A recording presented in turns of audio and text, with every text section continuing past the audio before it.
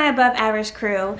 There has been so much talk about the Baby Girl Manifest the Life You Want book created by Simone that I wanted to come up here and talk to you guys about, you know, some of the things that went wrong and some teachable lessons from creating, you know, your digital and physical products. I launched my first book,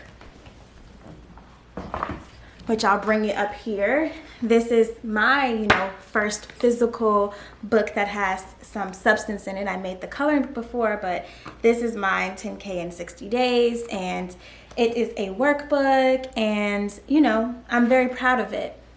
So I have a little bit more, you know, receipts to talk about creating a book in itself. So first, let's talk about the quality of the book, and that is one of the things that people were, you know, talking about how they didn't like it. It was cheaply made. People were saying it's like a magazine. And so for me, my book is printed by Amazon Kindle Direct Publishing. So if you go and type in Amazon KDP, that's how it was. The cover, front, and the back, the front and the back are a PDF that is larger, so it's one document. And then inside I have all of my internal pages printed in a PDF. You upload the two different PDFs, one from your page, your cover, and then one for the internal. And then Amazon will tell you if you need to fix anything, if they're inside the metrics, if you have a page bleed. So that means that like this is the page bleed where it's going all the way to the end, so you make it a little bit bigger. Or if you're trying to fit inside the margins, it'll tell you. You can also talk to a real person, so you don't have to feel like, you know, if something's wrong, you don't know what to do. You definitely have that support. The next thing that I want to talk about is Lulu. Lulu is another printing place that you can get your books printed, and so forth and so on. So I know that there are smaller printing companies. However, I am just telling you what I've used. I have only used Amazon KDP, and the quality to me is great. I love the cover. I feel like the quality of the cover is great, and you know, I stand by it. And you have the Amazon backing, the Amazon just the Amazon backing for it. And again, people can buy your book off of Amazon, but you can buy them in bulk. So for me, this book, which is a 90 something page book that is colored, full colored, 8.5 by 11 size, this cost me $7 to print. So everything else I can upsell. And so this is going to be great for me shipping the books on my own, me going to different vending places, Black Women's Expo, things like that. So for the quality, for people that are like, I want to do something, but I don't want to have like just it be anywhere. I want to make sure the quality is good. I'm telling you, especially if you're self-publishing, Amazon KDP. Now let's talk about the plagiarism. So for me, I'm actually in the Facebook group Boss Girl Bloggers, which is where Elle Duculus, she was the first one that was made aware that her stuff was being posted, and her page or her post with the side-by-side was the first one to kind of go viral, just because her group is big. Her group is 40,000 people. And so again, me being one of those, I saw that kind of happening in real time. I'm in another group with a woman. Her name is Visionpreneur. So that's a Black woman. And so several of her pages were taken and put in that book as well. So let's talk about, you know, what I feel about creating a book and what's the ramifications. So one, I do feel to a certain extent that there's nothing new under the sun. And if you're talking about manifestation, or if you're talking about marketing, or even if you're talking about self-care, any of those things, like all those things are in an umbrella. And so a lot of the stuff is the same, right? A lot of the stuff is the same. So you know, you can't change the definition of marketing. You can't really change the definition of self-care. You can't change the definition of a lot of things. So there will be some similarities. However, when you copy and paste something exactly word for word, that is when there's an issue. What you want to do, you can do your research, right? If you want to do something and say you want to make something that's like self-care, you can do your research. You can look at different blogs. You can learn different during different groups. You can take time to do your research. However, when it comes time to making your own list, it's imperative that you are using your own words. You are not using the same order. You are changing the mindsets and things like that, right? If you were to join one of my courses, for example, we push that everybody should have their own system and they should name it something, right? So maybe your system is you do step 4 first, or you go and identify clients first and think about the messaging last, or you do the messaging first and you worry about clients in the middle, or so many things, right? So that is what you want to kind of figure out for yourself. And so a lot of these systems, again, they're in the same category. However, you've done something to tweak it and make it your own. And in college, when we write papers, we learn this. This is something that is pushed. This is something that is taught. This is something that's emphasized. I mean, I want to say in high school as well, but I would be lying if I said high school was as intense paper-wise as college. College really helped me to hone in on learning and doing my research on something, and then still being able to have my own unique ideas. There's also a platform called Turnitin. And you can run your digital files through that to make sure that it doesn't come up as something. That's pretty much kind of where I'm at. A lot of people are now talking about, well, it looks like a design firm. Well, a design firm helps with the design layouts. Like, I sell an ebook template and I made a designer make the template for me. And then I told her that I was going to be reselling it, so I paid for it, and that's it. When I made this book, I bought a template, so I didn't sit here and do all of the different formatting myself, but the content is my words. And so for me, that's how I did it. I bought the templates because I wanted to look pretty and I didn't want to focus on the design. I wanted the designers to focus on the design, but the content is my stuff, and the content is my words. The content, again, is stuff that I've been teaching, stuff that I say anyway. But I'm not gonna say that I learned everything on my own. No, I learned things through research, through taking classes, through college, through work experiences, through systems with the bigger companies, and I've now packaged it and made it my own. And that is how you do stuff. So I don't want people to be scared, but I do want you to be aware. A lot of things, let's talk about Pinterest. So Pinterest, same thing with Google.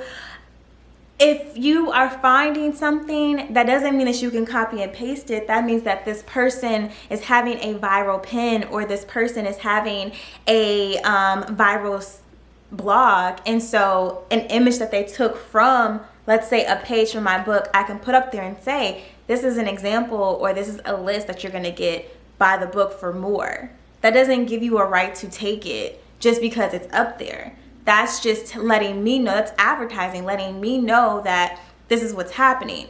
Even if it's free content, if I create it, if it's my exact list, then okay. Now, a lot of this stuff is like, again, fill in the blanks and templates. So that's normal, that's standard, right? You can find fillables and printables. There's like a whole online world of printables and fillables and stuff like that, if you don't know. So the issue is the fact that the words are exact same, not so much like the layout, because you can buy different layouts and put them in your book. Like, you can buy different squares and different stuff. Like, nobody owns that. But when you haven't changed anything, that is the issue. When the words are in the exact order, that is the issue. And I think that a lot of people treat it, or sometimes look at Pinterest like, well, I'll do that. Or they treat it like social media, right? Social media, especially Instagram, it's a little touch and go, because a lot of times people can see like a positive quote or some sort of words, even like, let's say Maya Angelou, she's quoted over and over again, and sometimes people will put by Maya Angelou and then put their brand, and sometimes people will just put their brand. And it's hard because it's social media, and you know, a lot of Instagram accounts just have inspirational quotes or sayings to get people to, like, you know, feel a mood, feel a type of way, things like that. So you're not really directly making money off of social media, so that's different. And which is why it's not been as a big deal. When you have a book, that means that you are selling this for a price, and that's that.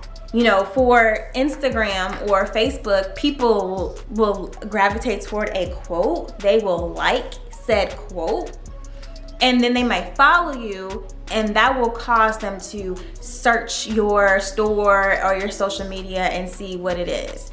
That's a little bit different than you saying that I'm gonna put Maya Angelou's quote in here, not give credit, act like it's my own. And when you do that, you might even have to like reach out to her family estate and see if I can put that in there, or if I have to give a percentage of commission. Like, there's so many back ends for that it's just a lot easier to go ahead and make your own stuff. Or, you know, it's a lot easier to go ahead and do that, especially if you don't want to figure out and contact who these people are and things like that. And so that is the biggest issue. You know, people do print out these things on Pinterest for inspiration, for putting like positive affirmations around their house and all types of stuff. And that's fine, and that's okay, and that's what it's used for, because again, they're not making money off of it. So there's a strict like decline or differentiator from when you're making money and profiting off of somebody's work versus you're using it as inspiration, or you're just using it for your own personal benefit. That is the major key. That is the main thing, and I think that we're not really talking about it. For people that are like, well, I want to have a book tomorrow. Well, maybe you wanting to have the book tomorrow is a great thing, but maybe you need to take a step back and make sure that you have the due processes. See, when we're pushing so anxiously to do something, and that's in any part of life, we sometimes look to cut corners, or we sometimes look to not do our due diligence. You know what I mean? Like, yes, people use ghostwriters all the time, and that's fine. But even when you're working with ghostwriters, people have an overall like synopsis of what's going on. A simple running those pages through Turnitin would have saved her so much. A simple posting a word for word and seeing if something pops up in social media or a blog post, that would have helped. There's so many things that could have helped, but it didn't, because you cut corners. And when you cut corners, you make mistakes, and I get it. And that's what happens when we act in not our true selves. That's what happens when we are not moving smoothly and calmly, like we know the steps. And I mean, we've all done it, maybe to a lower level, where we wanted something so bad, so we were just pushing forward no matter what happened. And you know, we started cutting corners thinking, well, I'm a bigger person, no one's going to know, they're so small, blah blah blah. But Twitter will humble you, and things will come out. So you can't bypass these different levels.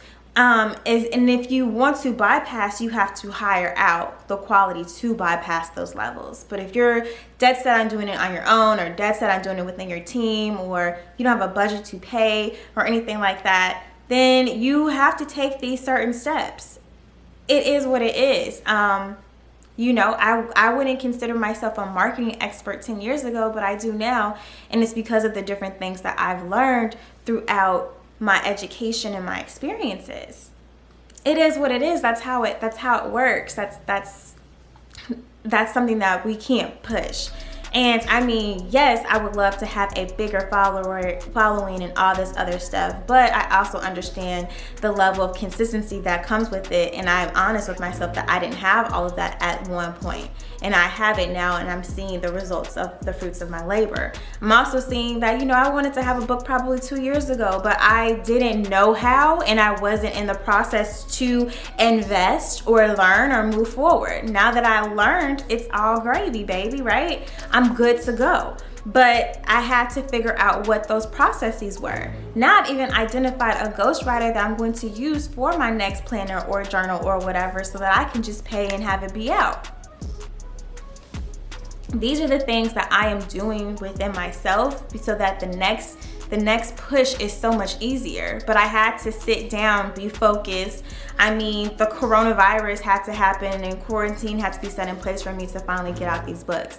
It's a shame, it's sad, but that's my personal story. I have no one to blame but myself, but now I'm in a place where there's a level of execution that I push every day, and it's because of the journey that I had to get to go from there. I look at how I was when I started to how I am now, and I understand that me learning these things, me doing these things is going to allow for the next generation, my future kids, to not have to go through these things, because I'm already aware of social media and personal branding and things like that, where I can pour into them at a younger age and they will be able to move forward faster. So I don't even look at myself like, oh man, that spirit of comparison, that's gone out the window right now. And I think that that's another key that everybody needs to have, that spirit of comparison, that false mentality. I have to have everything together before I'm 30 or before I'm 35 or whatever those things are. Like, that's not it. Just have things together and be better than you were last week, last month, last year, and keep pushing. Build your team, move around, and you have this. You're ready to go. You're good. But if you're stagnant, if you are one of those people that everything needs to be perfect, if you're one of those people that don't have processes and procedures, if you don't have quality control, if you can't survey your audience and say, hey, what do you think about this before I launch or before it hits the mass market, let me know. I mean, she spent a really great job pre-selling that if she would have pushed her delivery date a little bit further, it would have been fine, because you would have been able to catch some of these things or do your due diligence. But it was because I think that there was a deadline in her head that she wanted to hit, that things, you cut corners, and it's life. I think it's a learning experience. I just hope that other people learn from it and we don't make the same mistakes. I know a lot of people were like, well, that's what larger companies do all the time. I just even saw today on Twitter that Fashion Nova had taken the design of one of these swimmers, black swimsuit designers that came out, I think in September of 2019, and now it's on their site. So I mean, this is not just a one person thing. I'm just talking to my authors and this particular situation. And also, I just want to talk about the fact that Black women just do not get the level of grace and the level to make mistakes and bounce back that other people do. From Black men to white women, they just don't get the same level of grace, and the cancel culture is just so much stronger. Compare Kanye to Chrisette Michele, who still hasn't bounced back after her inauguration performance at the Trump inauguration.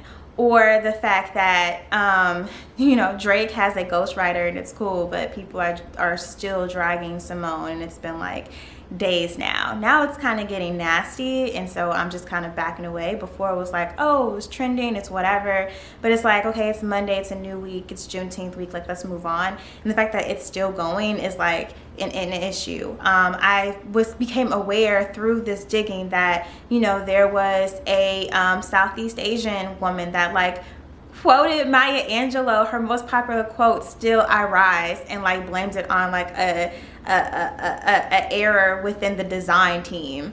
But it's just what's going on? How did that even happen, that you're quoting without giving credit one of the most popular poets of all time?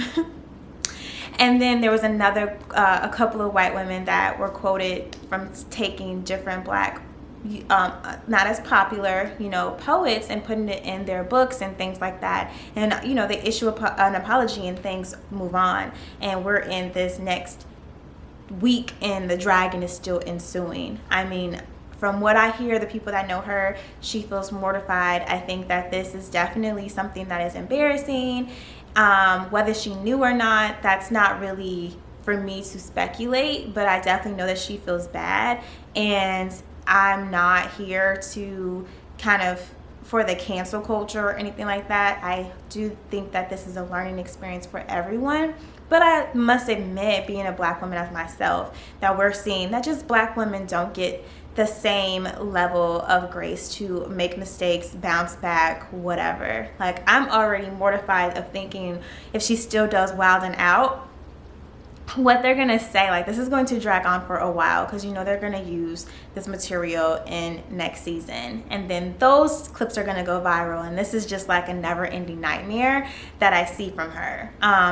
Definitely she's going to have to pay back, and from what I hear, she's in the process of trying to resolve with all of the different content bloggers and content creators that information and content was in the book.